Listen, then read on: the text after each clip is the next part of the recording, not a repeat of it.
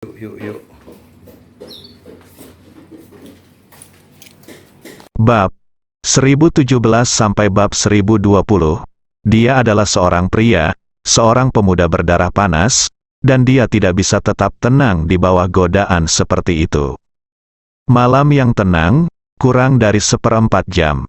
Erangan kesakitan terdengar dari dalam gua. Ular hitam besar dan ular hijau kecil dengan bijak keluar dari gua.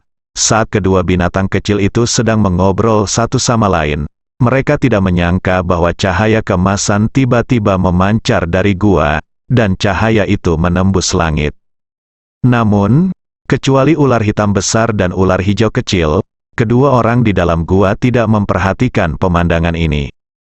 Yuxu Guan, Gua Taiksu, seorang lelaki tua berjanggut putih sedang duduk bersila di atas batu giok berumur 1000 tahun untuk berlatih. Namun tiba-tiba tasbih di tangannya patah, ia sedikit mengernyit, melirik manik-manik yang jatuh ke tanah, dan setelah menghitung dengan jari-jarinya, sesuatu muncul di wajahnya, ekspresi tidak yakin. Setelah menarik napas dalam-dalam dan terdiam lama, dia mengirimkan pesan dari jarak ribuan mil dan berbisik kepada dunia luar, "Pergi dan lihatlah gunung belakang. Jika dia datang, bawa dia ke atas gunung." Suaranya hampa, merdu, dan penuh vitalitas tanpa akhir. Di kuil reruntuhan suci Yuxu, di atas tempat tidur, seorang wanita berbaju merah mendengar suara itu dan tiba-tiba berbalik. Saat dia bangun, dia tidak menyangka sesosok tubuh berkulit putih keluar dari pintu. Anda tidak akan tahu jika Anda tidak melihatnya, tetapi Anda akan terkejut saat melihatnya. Rubah rohku memiliki beberapa ekor yang patah, tetapi sepertiga bulunya telah dicabut. Hal yang paling tidak tahu malu adalah ketika mencabut, bulu di bagian perut dan bagian tengah kaki belakang dicabut secara khusus. Pada pandangan pertama, sepertinya roh rubahnya mengenakan celana dalam wanita berwarna daging. Wanita bermata merah itu berdarah karena kebencian. Dia telah melihat orang yang tidak tahu malu, tapi dia belum pernah melihat orang yang tidak tahu malu seperti itu. Dia buru-buru bangkit, mengambil roh rubah yang tergeletak di tanah, dan dengan lembut meletakkannya di tempat tidurnya. Dia buru-buru menemukan cairan spiritual dan memberikannya kepada roh rubah. "Bayi kecil, beritahu aku siapa yang melakukan ini padamu. Aku akan mengajakmu membalas dendam sekarang." Ling Hu membuka matanya, air mata mengalir di wajahnya, membuka mulutnya, suaranya sedikit serak, dan berkata. Setelah mendengar ini, wanita berbaju merah memikirkan apa yang baru saja dikatakan lelaki tua itu. Dia mengertakkan gigi dan menenangkan roh rubah sebelum terbang menuju gunung belakang. Istana Honghe, kota Honghe, 11 malam, lampu di Kaitai Hall masih terang. Gongyang Kaitai sama sekali tidak mengantuk. Dulu dia tertidur di tempat tidurnya. Namun hari ini, dia masih menunggu di aula, menunggu putranya datang dan melaporkan hasil penyelidikan. Yang pertama datang adalah putra kedua Gongyang Sanhe. Setelah memasuki aula utama, matanya menunjukkan kebencian yang tak ada habisnya. Begitu dia mendatangi ayahnya, dia berkata dengan sedih, "Ayah, mayatnya ditemukan.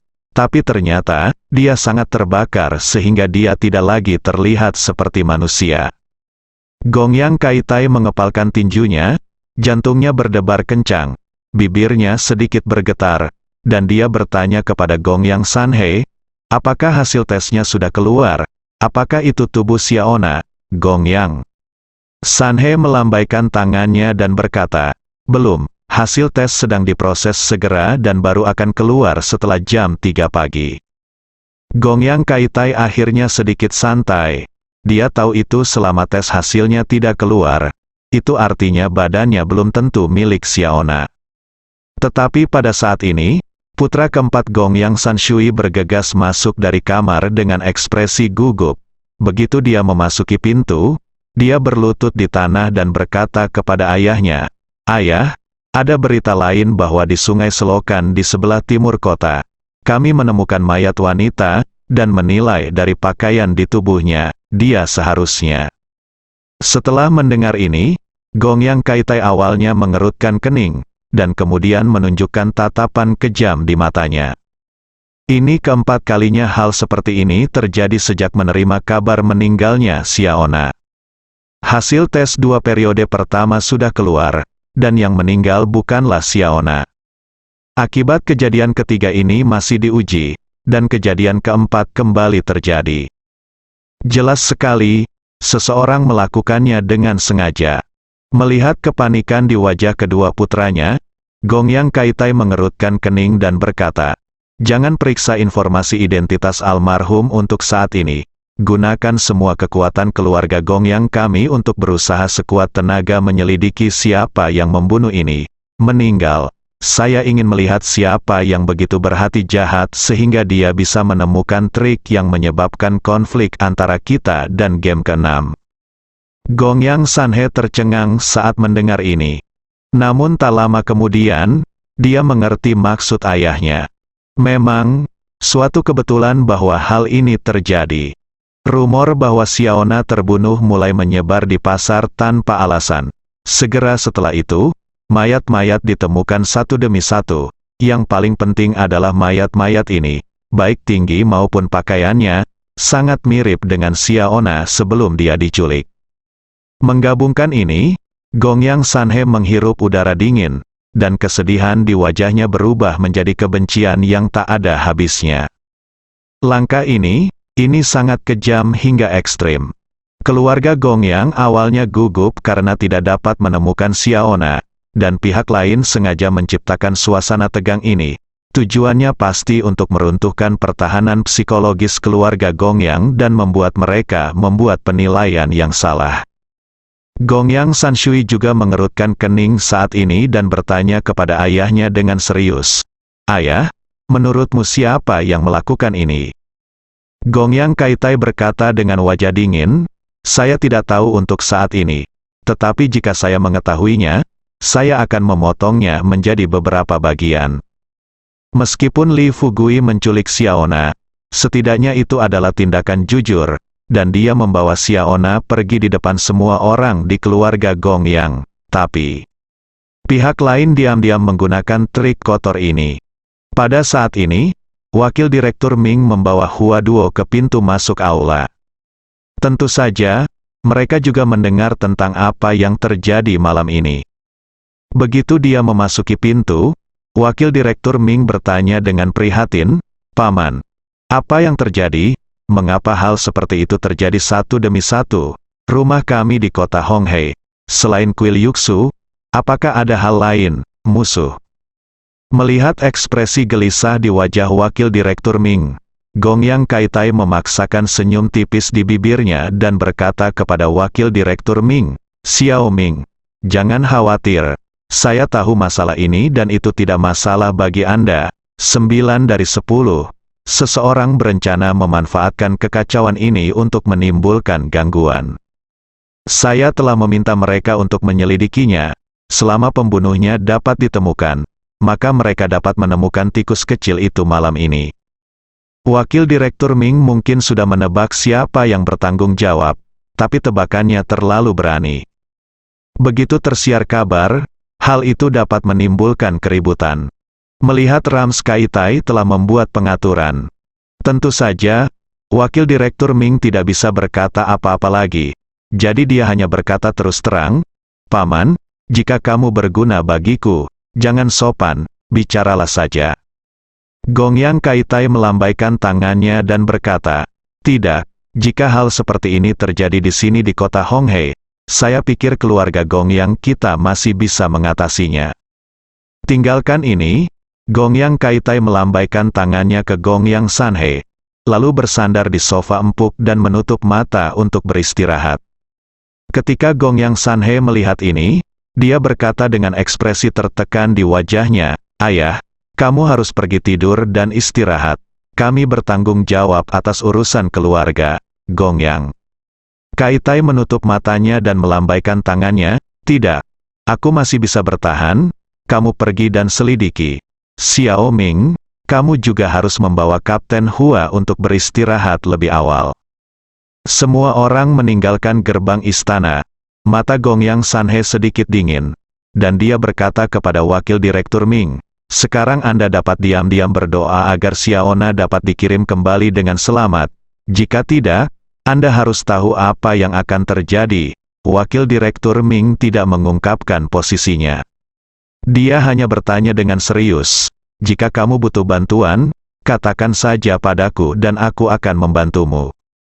Gongyang Sanhe melambaikan tangannya dan berjalan pergi.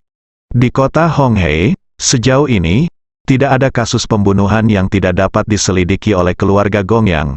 Gongyang Sanhe masih memiliki keyakinan tersebut. Hua Duoduo merasa sedikit tidak nyaman di hatinya. Awalnya, dia meyakinkan Wakil Direktur Ming bahwa Li Fugui tidak akan pernah menyakiti Gongyang Lina, tapi sekarang, dia perlahan-lahan kehilangan kepercayaan dirinya. Lagi pula, tidak ada satupun dari mereka yang mengetahui kemana perginya Li Fugui dan Gongyang Lina sejauh ini. Dini hari, sinar matahari kebetulan menyinari gua.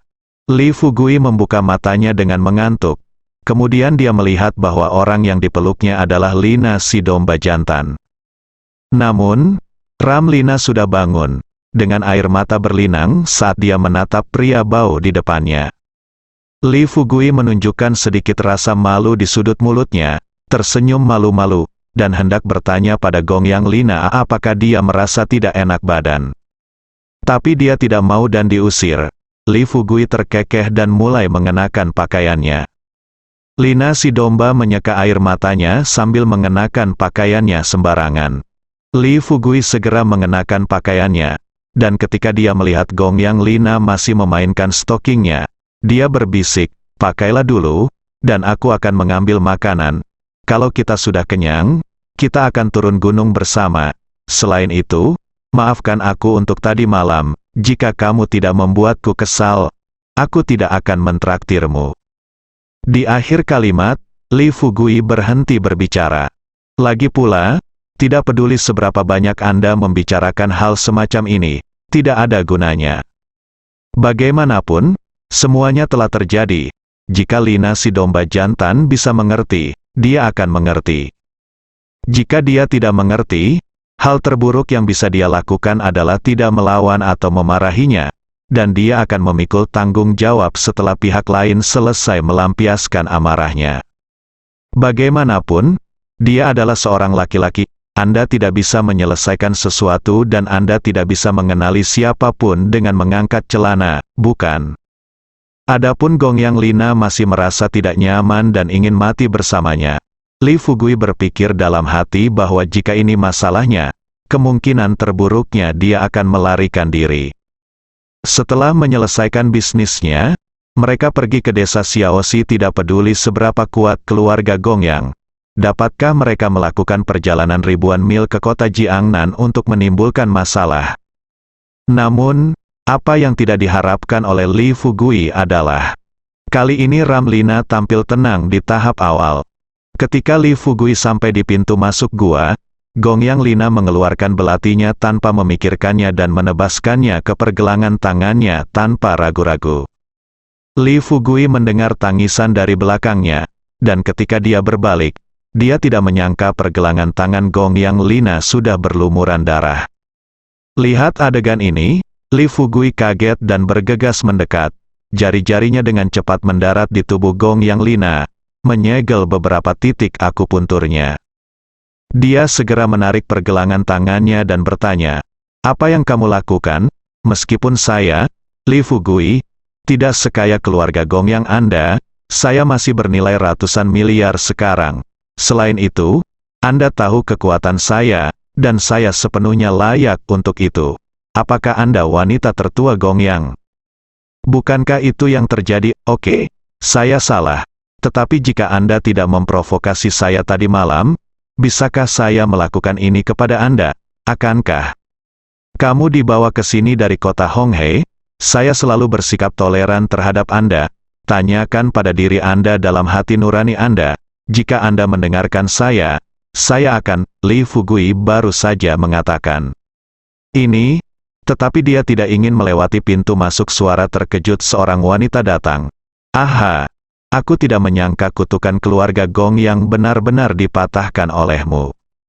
Li Fugui berbalik dan melihat seorang pria berusia sekitar 30 tahun, dengan kulit putih, merah bibir dan gigi putih. Wanita itu berdiri di pintu masuk gua. Wanita itu mengenakan jubah tau merah, dan dia terlihat sangat seperti peri. Dilihat dari kekuatannya, dia mungkin berada di tahap awal dari Golden Elixir. Li Fugui segera menjadi waspada dan matanya melebar, tetapi sebelum dia dapat berbicara, Gong Yang Lina tiba-tiba gemetar dan buru-buru bertanya, "Siapa kamu? Baru saja kamu mengatakan bahwa kutukan keluarga Gong Yang kita telah dipatahkan. Apa maksudmu?"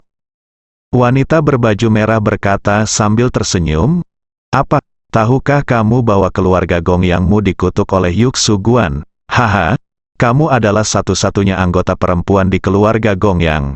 Nah, untuk karaktermu, jika kamu pergi ke kota lain, cepat atau lambat kamu akan dipukuli sampai mati. Saat itu, keluarga Gong Yangmu benar-benar tidak akan memiliki keturunan. Oh, dan tubuhmu telah dipukuli sampai mati. Itu disegel. Aku benar-benar tidak menyangka bahwa anak laki-laki dengan bakat bawaan tahap akhir dapat menembus segel ini dan menghilangkan kutukan keluarga Gong Yang Anda. Jarang, sangat jarang. Li Fugui tahu hanya dengan satu pandangan bahwa wanita ini memiliki status yang baik. Dan setelah pihak lain mengucapkan kata-kata ini, Li Fugui pada dasarnya menyimpulkan bahwa wanita ini kemungkinan besar berasal dari Yuksu Guan. Meskipun dia bukan dari Yuksu Guan, dia mungkin adalah seorang gadis kecil yang diciptakan oleh seorang pendeta Tao kecil dan biarawati Tao kecil di Yuksu Guan. Berpikir seperti ini, ketika dia sedang merawat bekas luka di pergelangan tangan domba jantan Lina, dia bertanya, "Berhenti bicara omong kosong. Oke, izinkan saya bertanya, apakah Anda tahu di mana tempat ini?" kata wanita berbaju merah sambil setengah tersenyum. "Saya tidak terlalu kuat, tetapi saya tidak menyangka memiliki mulut yang keras. Ketika saya datang ke Gunung Yuksu, saya tidak tahu bahwa saya masuk dari pintu masuk utama dan benar-benar mengambil anak tunggal dari keluarga Gong Yang melakukan hal-hal terlarang seperti itu di gunung belakang. Benar-benar tidak tahu malu." Saat ini, otak Ram Lina masih kosong. Kata kutukan terlintas di benaknya sekarang. Gong Yang Lina pernah mendengar hal ini dari orang yang lebih tua sebelumnya. Kemudian dia bertanya kepada kakeknya, yang hanya mengatakan kepadanya bahwa ini adalah mitos. Bagaimana bisa ada kutukan seperti itu di dunia ini? Saat itu, dia hanya berpikir bahwa ekspresi wajah kakeknya agak aneh ketika dia mengucapkan kata-kata ini, tetapi karena dia mengatakan ini, dia tentu saja tidak bisa menanyakannya secara detail. Sekarang tampaknya kutukan ini mungkin benar. Tapi yang paling tidak bisa dia terima adalah mengapa Li Fugui, seorang gangster, yang mematahkan kutukan keluarganya, dan cara memecahkannya sebenarnya sangat unik. Sebagai anggota keluarga Ram, ia merupakan satu-satunya bibit generasi ketiga. Gong Yang Lina tahu betul bahwa jika memang ada kutukan seperti itu dan kutukan itu dipecahkan, apa arti orang yang memecahkannya bagi keluarga Gong Yang mereka? Tanpa keraguan, orang yang mematahkan kutukan pasti akan menjadi dermawan bagi keluarga Gong Yang, dan dermawan terbesar. Saya khawatir mengingat karakter kakek, dia mungkin memberikan setengah dari aset keluarga Gong Yang kepadanya. Dengan pikiran bingung di benaknya, Gong Yang Lina mau tidak mau mengintip ke arah Li Fugui. Li Fugui memiliki ekspresi prihatin di wajahnya, dan dia hanya melihat luka di pergelangan tangannya dengan serius. Dia bahkan tidak melihat wanita cantik berbaju merah di pintu masuk gua. Memikirkan perkataan Li Fugui barusan, Gong Yang Lina merasa sedikit sedih. Ketika wanita berbaju merah selesai berbicara, Li Fugui sangat gembira. Kemudian dia berbalik dan bertanya, "Kamu tidak berbohong padaku. Apakah ini benar-benar Gunung Yuksu?" Wanita berbaju merah itu mencibir dan berkata, "Jika bukan Gunung Yuksu, apakah masih di sana? Mungkinkah itu desa Xiaoxi Anda?" Li Fugui, sebagai presiden perusahaan konferensi pengobatan spiritual, Anda menjalankan kekuasaan presiden tanpa persetujuan kuil Yuksu kami. Bukankah itu terlalu berani kamu? Li Fugui tersenyum. Apakah dia berani atau tidak? Wanita berbaju merah di depannya tidak perlu menghakiminya. Berbalik, Gongyang Lina dengan hati-hati mengoleskan obat sakit emas buatan sendiri yang dibawanya. Lalu mendatangi wanita berbaju merah itu. Tanpa banyak berpikir, dia meraih ujung jubah wanita itu, hanya untuk mendengar suara tusukan, dan jubah itu jatuh, dan sehelai kain panjang terkoyak. Li Fugui tersenyum dan meminta maaf, kembali ke Gongyang Lina, dan membalut pergelangan tangannya dengan selembar kain. Setelah semuanya selesai, Li Fugui kemudian tersenyum dan berkata, "Oke, lukanya baik-baik saja sekarang. Jangan lakukan hal bodoh seperti itu. Hidup itu berharga, tapi cinta lebih berharga. Kamu bisa memanfaatkan 10 menit singkat pagi ini untuk bersenang-senang, mendapatkan kehidupan dan mendapatkan cinta. Haha, bersenang-senang saja secara diam-diam." Gongyang Lina masih linglung. Dia hanya penasaran, kutukan apa yang disebutkan wanita berbaju merah itu. Mengapa ada cara yang begitu kejam untuk merugikan orang lain di dunia ini? Juga, bagaimana cara untuk mematahkan kutukan ini? Bisakah Li Fugui melakukannya sendiri? Atau akankah dia mematahkan kutukan itu jika dia melakukan hal seperti ini dengan pria manapun? Banyak pertanyaan terus bermunculan. Setelah Li Fugui mengatakan ini, dia berbalik. Ketika dia melihat wanita berbaju merah, wanita berbaju merah itu sepertinya ingin membunuh Li Fugui. Dia mengertakkan gigi, mengepalkan tangan merah mudanya, dan aura pembunuhnya menyebar ke dalam gua. Li Fugui bertanya sambil tersenyum tidak setuju, "Nona, kuil Yuksu ini adalah kuil Tao. Apakah Anda dipelihara oleh pendeta Tao tua yang nakal itu? Ngomong-ngomong, apakah Anda dianggap sebagai pendeta Tao? Nah, lihatlah penampilan dan kecantikan Anda. Anda harus berdandan." Wanita berbaju merah tumbuh di pegunungan. Dia jarang pergi ke dunia fana. Tapi bagaimana dia tahu apa itu Dao Yuan? Ada kebencian yang tak ada habisnya di matanya. Tapi dia tidak bisa menahan rasa ingin tahu di dalam hatinya dan tidak bisa menahan diri untuk bertanya, "Apa Dao Yuan yang kamu bicarakan?" Li Fugui merasa bingung. Dia tidak bisa menahan diri untuk tidak menoleh dan melirik Gongyang Lina, dan berkata sambil tersenyum, "Bagaimana situasi di sini di kota Honghei?" Keluarga Gongyang bertemu dengan seorang gadis berambut kuning tanpa pendidikan, dan sekarang mereka datang ke Yuksu Gunung. Tetapi mereka bertemu orang lain, gadis dasa yang bahkan tidak mengenal Dao Yuan. Lupakan saja. Untungnya saya orang sungguhan.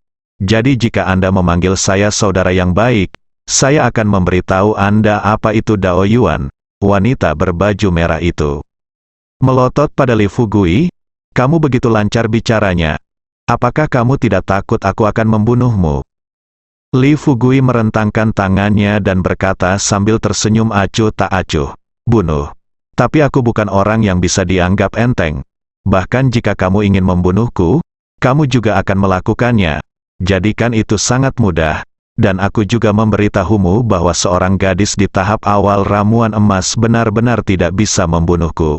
Ini bukan bualan Li Fugui. Jangan lihatlah kekuatannya saat ini, yang menurut orang luar hanyalah bawaan tahap akhir. Satu langkah di belakang, dan raih ramuan emas." Namun nyatanya, meminum cairan spiritual tersebut setiap hari, ditambah dengan perubahan yang dibawa oleh pohon induk Black Spirit sebelumnya. Bahkan dia sendiri tidak tahu seberapa kuat dia sebenarnya sekarang. Katakan lagi, dia juga bertarung melawan master di level inti emas. Terakhir kali, 2 utusan dari sekte dunia tersembunyi tampaknya jauh lebih kuat darinya. Pada akhirnya, bukankah mereka dibunuh olehnya? Oleh karena itu, sekarang menghadapi wanita berbaju merah di tahap awal ramuan emas, Li Fugui bisa menjadi begitu tenang dan tenang. Wanita berbaju merah menjilat bibirnya yang kering. Dia tahu dari mata Li Fugui bahwa anak laki-laki ini tidak berbohong. Karena orang bisa mengatakan ini di depannya. "Mungkin, saya sebenarnya bukan lawan dari lawan. Katakan lagi, dia juga tahu bahwa Li Fugui datang ke kota Honghe kali ini untuk bertemu dengan pemilik kuil. Karena cepat atau lambat dia akan datang ke kuil Yuxu. Ada banyak kesempatan untuk memberi pelajaran kepada anak ini. Jadi mengapa mengambil risiko di sini? Jika dia mengambil tindakan gegabah dan tidak bisa membunuhnya ketika saatnya tiba, tetapi malah jatuh ke tangan bajingan kecil ini, dia mungkin menjadi Ram Lina kedua. Sementara wanita berbaju merah berpikir seperti ini, Li Fugui berkata dengan senyuman kejam, "Oke, aku tidak akan menakutimu lagi. Hari ini aku akan memuaskan rasa penasaranmu. Kemarilah dan aku akan memberitahumu dengan suara rendah. Apakah Yuan?" Wanita berbaju merah itu sebenarnya mengambil 2 langkah ke depan dan mengambil posisi kurang dari 2 meter dari Li Fugui. Li Fugui memberikan penjelasan yang jelas dengan seringai di wajahnya. Wajah cantik wanita berbaju merah memerah karena marah. Dia mengepalkan tangannya, dan energinya menyebar ke seluruh tubuhnya. Untungnya, Li Fugui dan Gongyang Lina di dalam gua keduanya adalah master tingkat bawaan. Jika orang biasa hadir, kekuatan mereka yang kuat pasti akan mengejutkan mereka sampai mati. Li Fugui mengedarkan energinya untuk menahan serangan diam-diam itu. Dia tetap tenang dan berkata sambil tersenyum, "Jangan marah. Kamu menanyakan ini atas inisiatifmu sendiri. Ngomong-ngomong, selain Dao Yuan, ada juga koneksi Buddha di luar. Atau apalah. Sayang sekali saya orang yang serius dan belum pernah berhubungan dengan orang-orang ini." Wanita berbaju merah itu menahan amarah di hatinya, mengertakkan gigi, dan berkata beberapa kata, "Li Fugui, kamu tidak tahu malu." Li Fugui tidak membantah, dan mulai menyalakan api di dekatnya. "Apapun yang kamu katakan. Oh, dan jangan kembali ke kuil Yuxu untuk mengatakan hal-hal buruk tentangku.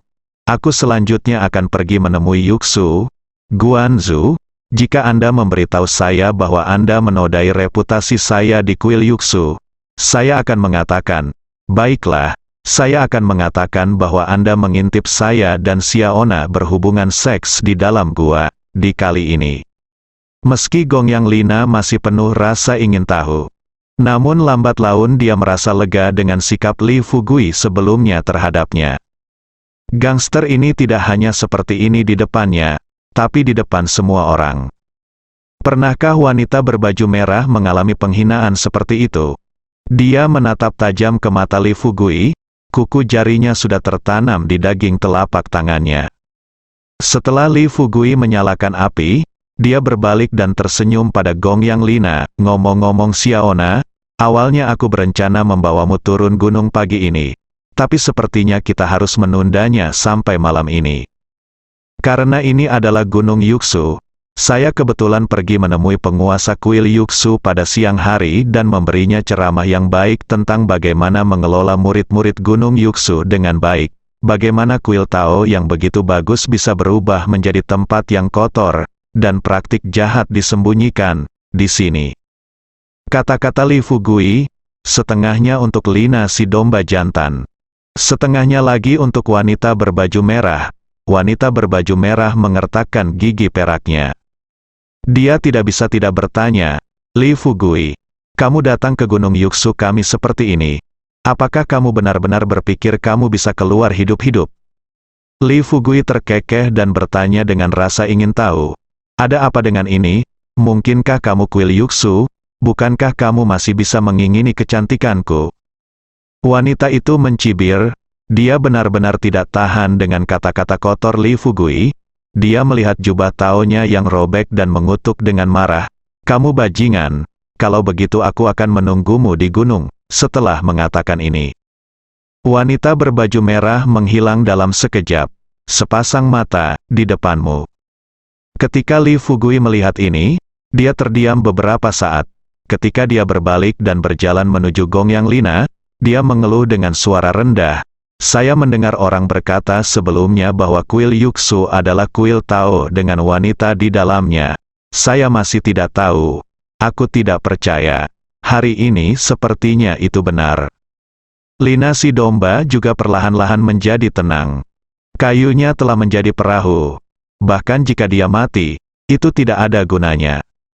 Terlebih lagi, sekarang kutukan keluarga Gong Yang telah dipatahkan, artinya dia hidup sekarang bukan hanya untuk dirinya sendiri, tetapi untuk kesejahteraan seluruh keluarga. Memikirkan hal ini, Gong Yang Lina duduk perlahan, memandang Li Fugui dan bertanya, "Seberapa banyak yang kamu ketahui tentang kuil Yuxu? Tahukah kamu bahwa meskipun kuil Yuxu disebut sebagai kuil Tao, nyatanya kuil itu penuh dengan Tao biarawati dan pendeta Tao, tempat untuk budidaya ganda?" Li Fugui berkata dengan heran, "Hah, kamu tidak memberitahuku ini sebelumnya? Jika itu masalahnya, kita akan mendapat masalah hari ini." Li Fugui sebenarnya tidak yakin untuk pergi ke kuil Yuxu. Sejauh ini, dia baru bertemu dengan 2 orang dari kuil Yuxu. Salah satunya adalah Su Qingshu yang dia temui di kompetisi ramuan. Namun, dia hanyalah seorang pendeta Tao muda, meskipun dia memiliki beberapa kemampuan, dia tidak terlalu tinggi.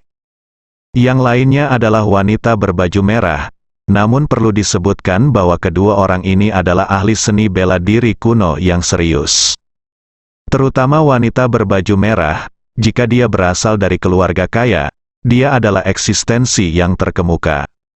Bagaimanapun, dia telah bertemu banyak keluarga kaya sejauh ini.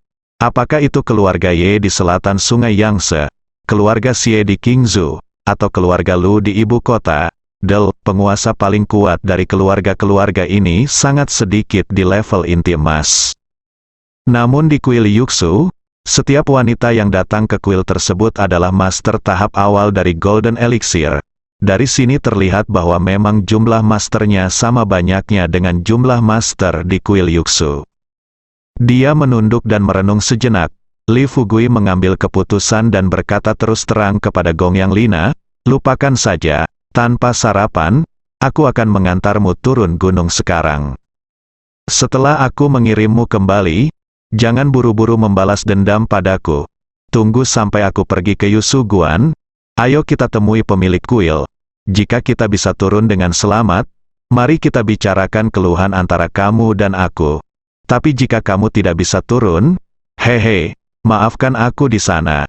Aku akan membalasnya hutangku padamu di kehidupan ini, dan aku akan membayarnya kembali padamu di kehidupan selanjutnya." Li Fugui memanfaatkan situasi ini dan menggendong Gong Yang Lina di pundaknya seperti saat dia membawanya ke sini. Namun di luar dugaan, kali ini Gong Yang Lina tiba-tiba memarahi dengan marah, "Kamu bajingan? Apakah kamu berencana untuk mengabaikanku? Hah, bagaimanapun juga, aku telah dirusak olehmu sekarang. Bahkan jika aku mati, aku tetap milikmu. Jangan pernah berpikir tentang meninggalkanku untuk hidup bahagia dan tak terkendali." Li Fugui berkata sambil tersenyum pahit, "Bibi, berhentilah membuat masalah. Mengapa aku begitu tidak terkendali dan tidak terkendali? Lupakan saja. Izinkan aku mengatakan yang sebenarnya. Aku dari konferensi pengobatan spiritual. Memang benar saya presiden kuil Yuxu. Tapi masalahnya sebagai presiden, saya juga perlu diakui oleh kuil Yuxu. Awalnya saya ingin datang ke kuil Yuxu saat pertama kali menjabat. Tapi di sana kebetulan ada sesuatu yang terjadi di rumah. Jadi saya tidak punya pilihan selain kembali. Saya pergi ke kampung halaman saya. Akibatnya, saya tertunda selama beberapa hari. Tanpa diduga, para bajingan di Yuxuguan ini meninggalkan saya sebagai wakil presiden yang bertanggung jawab atas perusahaan konferensi ramuan dan memotong anggota tubuhku. Dalam keputusasaan, aku baru saja datang ke kota Honghe. Lagi pula, kamu mendengar percakapanku dengan gadis berbaju merah tadi. Gadis ini bukan orang baik. Setelah kembali kali ini, dia mungkin merusak reputasiku. Jadi kau dan aku tidak aman bagiku untuk naik gunung. Jadi sebaiknya kau pulang lebih awal dan menungguku. Gong Yang Lina memberi Li Fugui gulungannya mata dan berkata dengan marah, "Siapa yang membuat mulutmu bau sekali? Jika mulutmu sedikit manis, aku akan melihatnya. Kakakku tidak akan melakukan apapun padamu." Li Fugui berkata sambil tersenyum, "Kalau begitu, kamu masih memiliki mulut yang keras. Apakah kamu malu untuk berbicara denganku? berhenti bicara omong kosong dan segera ikut aku. Dia baru saja selesai berbicara. Tanpa diduga, Gongyang Lina justru melambaikan tangannya dan berkata, "Baiklah, aku sudah memikirkannya. Sekarang aku milikmu. Jangan membicarakan hal-hal yang tidak berguna ini. Sekalipun itu berarti gunung pedang dan lautan api, aku akan pergi bersamamu." Itulah yang dia katakan. Gongyang Lina mengetahui situasinya saat ini dengan sangat baik. Meskipun Li Fugui tampak tidak bisa diandalkan di permukaan, sejak mereka bertemu dengannya, dia tidak pernah membiarkannya kelaparan. Dan poin yang paling krusial, artinya, hubungan antara Li Fugui dan kuil Yuxu sangat halus. Samar-samar dia bisa merasakan bahwa Li Fugui sepertinya berencana pergi ke kuil Yuxu untuk bertemu dengan pemilik kuil.